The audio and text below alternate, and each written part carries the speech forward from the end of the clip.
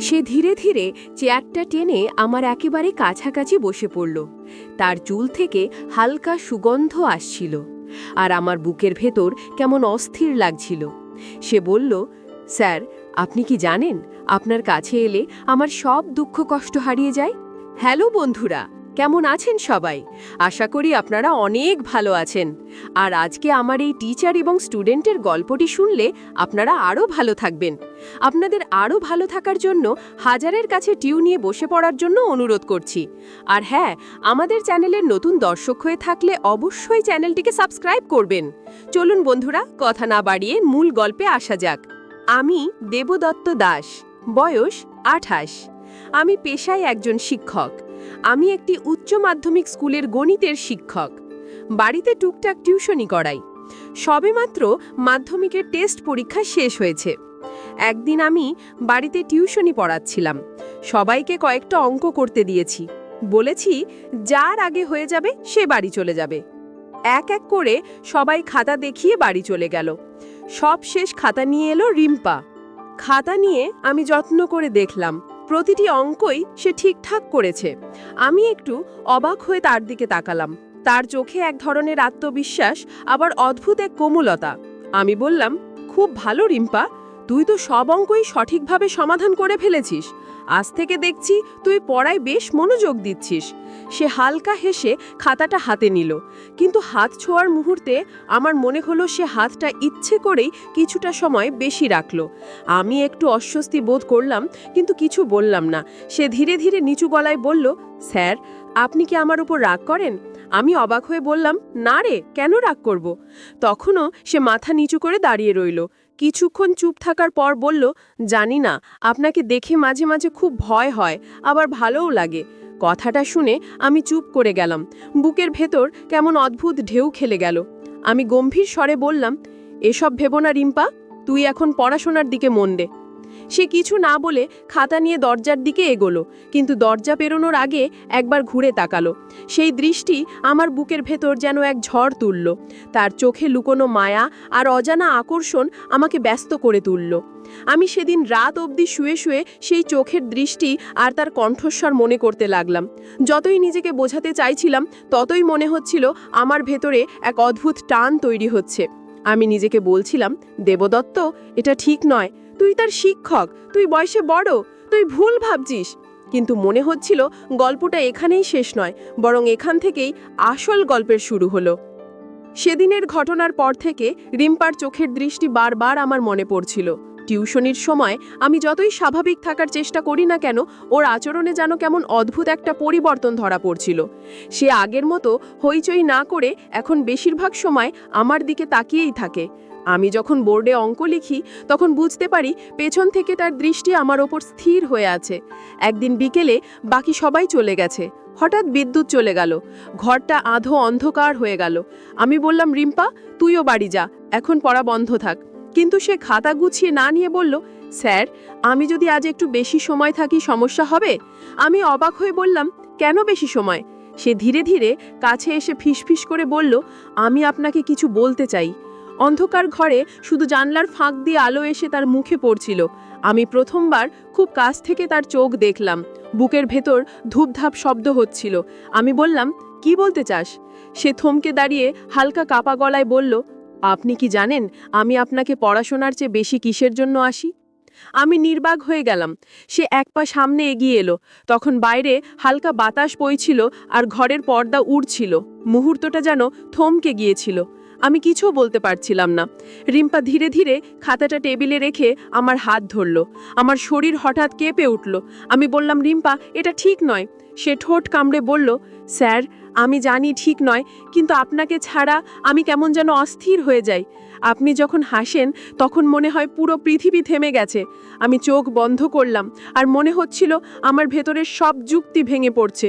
সেই মুহূর্তে বাইরে বজ্রপাত হলো, আর ঘরটা সেকেন্ড খানেকের জন্য আলোকিত হয়ে উঠল। আমি অনুভব করলাম আমাদের মাঝে তৈরি হওয়া দূরত্ব যেন একেবারে মুছে গেছে। সেই সন্ধে থেকে আমাদের সম্পর্কের সেদিনের পর থেকে রিমশাপার সাথে আমার সম্পর্কটা অদ্ভুত এক বাঁকে ঢুকে গেল। টিউশনের সময় ও আগের চেয়ে অনেক বেশি চুপচাপ হয়ে যেত, কিন্তু তার চোখের দৃষ্টি যেন সবকিছু বলে দিত। একদিন বাকি সবাই চলে যাওয়ার পর রিম্পা খাতা নিয়ে আমার সামনে দাঁড়িয়ে রইল। আমি বললাম, কি রে, খাতা দিবি না? সে একটু মিষ্টি হেসে বলল, স্যার আজ খাতা পরে দেব, আগে একটু কথা হবে। আমি অবাক হয়ে বললাম, কথা মানে কিসের কথা? সে ধীরে ধীরে চেয়ারটা টেনে আমার একেবারে কাছাকাছি বসে পড়লো। তার চুল থেকে হালকা সুগন্ধ আসছিল আর আমার বুকের ভেতর কেমন অস্থির লাগছিল। সে বলল, স্যার আপনি কি জানেন আপনার কাছে এলে আমার সব দুঃখ কষ্ট হারিয়ে যায়? আমি চুপ করে রইলাম, কিন্তু ভেতরে ভেতরে টান অনুভব করছিলাম। সে হঠাৎ আমার হাতটা নিজের হাতে নিয়ে বলল, আমি জানি আমি ছোট, আমি জানি আপনার শিক্ষক আর ছাত্রীর মধ্যে এইসব হওয়া উচিত নয়, কিন্তু আমি আপনার কাছ থেকে দূরে থাকতে পারি না। আমি এক মুহূর্তের জন্য দোটানায় পড়ে গেলাম। মাথায় হাজারো যুক্তি আসছিল, কিন্তু হৃদয় যেন এক অন্য সত্যি বলছিল। আমি আস্তে করে তার হাত ছাড়াতে চাইলাম, কিন্তু সে শক্ত করে ধরে রাখলো। তার চোখে অদ্ভুত এক আলো আমি দেখলাম। তারপর সে ধীরে ধীরে এগিয়ে এসে ফিসফিস করে বলল,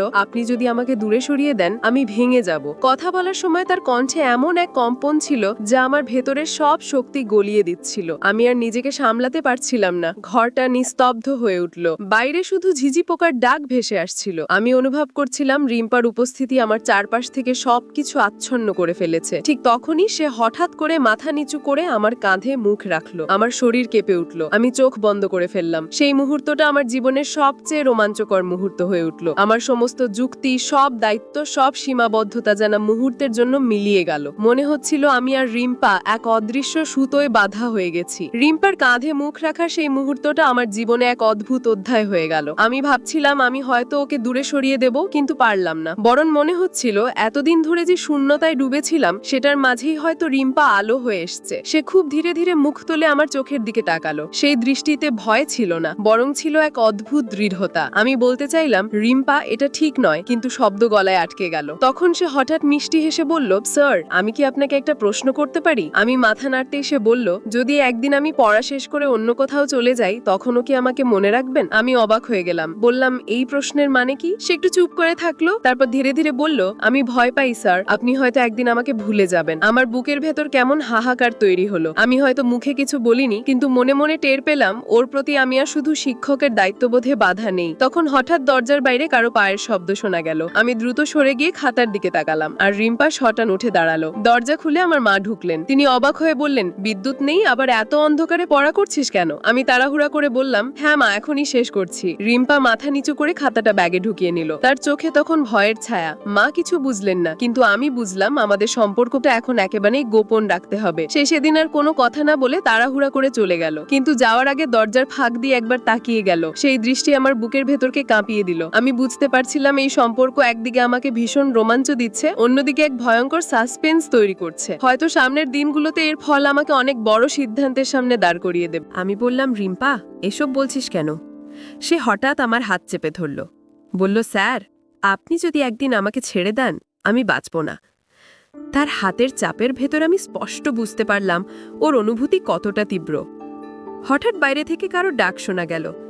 মনে হলো পাশের বাড়ির খালা কারো নাম ধরে ডাকছেন। মুহূর্তেই আমরা দুজনেই চমকে উঠলাম। আমি তাড়াহুড়ো করে হাত সরিয়ে নিলাম, আর রিম্পা ব্যাগটা কাঁধে ঝুলিয়ে দরজার দিকে এগোলো। কিন্তু বের হওয়ার সময় আমার কানে ফিসফিস করে বলল, স্যার আমি আপনাকে ছাড়া কোথাও যাব না। দরজা বন্ধ হওয়ার শব্দটা যেন আমার বুকের ভেতরে বজ্রপাতের মতো আঘাত করল। আমি বুঝতে পারছিলাম আমাদের সম্পর্ক এখন শুধু গোপন টান নয়, বরং এক বিপজ্জনক মোড়ে এসে দাঁড়িয়েছে। বাইরে থেকে সবাই হয়তো এটাকে ছাত্র আর শিক্ষকের সম্পর্ক বলবে, কিন্তু ভেতরে ভেতরে এটা এক অন্যরকম আবেগের ঝড়।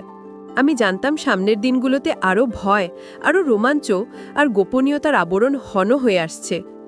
দিন যতই এগোতে লাগলো ততই রিম্পার সাথে আমার সম্পর্ক অদ্ভুত এক জটিলতায় বাঁধতে থাকলো। আমি চেষ্টা করতাম তাকে দূরে রাখতে, কিন্তু সে সুযোগ পেলেই আমার কাছাকাছি চলে আসতো। একদিন রবিবার বিকেলে আমি বারান্দায় বসে বই পড়ছিলাম। হঠাৎ মোবাইলে মেসেজ এলো। রিম্পা লিখেছে, স্যার আজ যদি একটু দেখা করতে দেন তবে খুব ভালো লাগবে। আমি এক মুহূর্ত দ্বিধায় পড়ে গেলাম। তারপর লিখলাম, এখন আসা সম্ভব নয়। সঙ্গে সঙ্গে রিপ্লাই এলো, আমি পাশের রাস্তায় আছি স্যার, একবার ছাদের উপর আসুন। আমার বুক ধড়ফড় করতে লাগলো।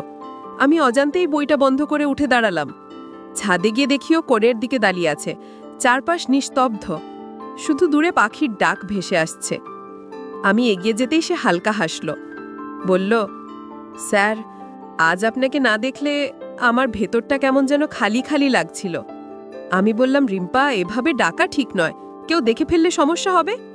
সে কাছে এসে ধীরে ধীরে বলল, সমস্যা হলে আমি সামলাবো, কিন্তু আপনি যদি আমাকে এড়িয়ে যান সেটা আমি সামলাতে পারবো না। আমি নির্বাক হয়ে গেলাম। তার চোখে এক অদ্ভুত আকর্ষণ ছিল। বাতাসে তার চুল উড়ে এসে আমার মুখে লাগলো। আমি সরে যেতে চাইছিলাম, কিন্তু সে হঠাৎ আমার হাত ধরল। আমি কাপা গলায় বললাম, ছেড়ে দাও। সে মাথা নাড়িয়ে বলল, না, আজ আর ছাড়ব না। আমার বুক কেঁপে উঠছিল। আমি বুঝতে পারছিলাম এই মুহূর্তে আমি সম্পূর্ণভাবে তার টানে আটকে পড়েছি। হঠাৎ সে ধীরে ধীরে এগিয়ে এসে আমার কাঁধে মুখ রাখল। চারপাশে শুধু আমাদের নিঃশ্বাসের শব্দ। আমি চোখ বন্ধ করলাম। মনে হচ্ছিল পুরো পৃথিবী থেমে গেছে শুধু আমরা দুজন ছাড়া। সেই সন্ধ্যায় ছাদের নির্জনতায় আমাদের গোপন সম্পর্ক নতুন রোমাঞ্চের দিকে এগিয়ে গেল। সেই ছাদের দেখা হওয়ার পর থেকে রিম্পা যেন আরও বেপরোয়া হয়ে উঠল। সে আর লুকোচুরি না করে বারবার আমার চোখের দিকে তাকিয়ে স্পষ্ট করে নিজের অনুভূতি জানিয়ে দিত। টিউশনে বাকি ছাত্রছাত্রীরা থাকলেও আমি টের পেতাম তার দৃষ্টি আমাকে ঘিরে রেখেছে। আমি যতই নিজেকে দূরে রাখতে চাইতাম, ততই তার টানে হারিয়ে যাচ্ছিলাম। একদিন বিকেলে আবারও বাকি সবাই চলে যাওয়ার পর রিম্পা ইচ্ছে করেই খাতাটা না গুছিয়ে বসে রইল। আমি বললাম, আজ এত দেরি করছিস কেন, বাড়ি যাবি না? সে মিষ্টি হেসে বলল, স্যার, আমি যদি বলি আমি শুধু আপনার কাছে থাকতে চাই তবে কি রাগ করবেন? আমি কিছু বলতে পারলাম না। তখন সে হঠাৎ উঠে এসে দরজাটা ভেতর থেকে আটকিয়ে দিল। আমার বুকের ভেতর ধক করে উঠল। আমি বললাম, এটা কি করছিস রিম্পা? কেউ দেখে ফেললে বিপদ হবে। সে হালকা কেঁপে ওঠা গলায় বলল, আজ আমি ভয় পাই না স্যার, আজ আমি শুধু আপনার কাছাকাছি আসতে চাই। বলে ধীরে ধীরে আমার পাশে এসে দাঁড়ালো। তার নিঃশ্বাস আমার মুখে এসে লাগছিল। আমি পেছনে সরে যেতে চাইছিলাম, কিন্তু সে শক্ত করে আমার হাত ধরে ফেলল। তার চোখে তখন এমন এক আগুন ছিল যা আমার সমস্ত যুক্তি গলিয়ে দিচ্ছিল। হঠাৎ বাইরে থেকে কারো কণ্ঠ ভেসে এলো।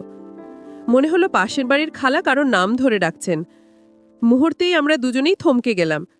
আমি তাড়াহুড়ো করে বললাম, দরজা খোল, না হলে কেউ সন্দেহ করবে।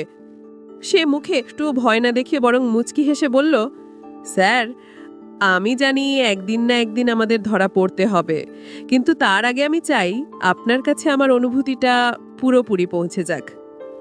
তার এই কথা শুনে আমি নির্বাক হয়ে গেলাম। বুঝতে পারছিলাম আমাদের সম্পর্ক এখন এমন এক পথে পা দিয়েছে যেখান থেকে ফিরে আসার সহজ হবে না। বাইরে অজানা বিপদের আভাস থাকলেও ভেতরে রিম্পার আকর্ষণ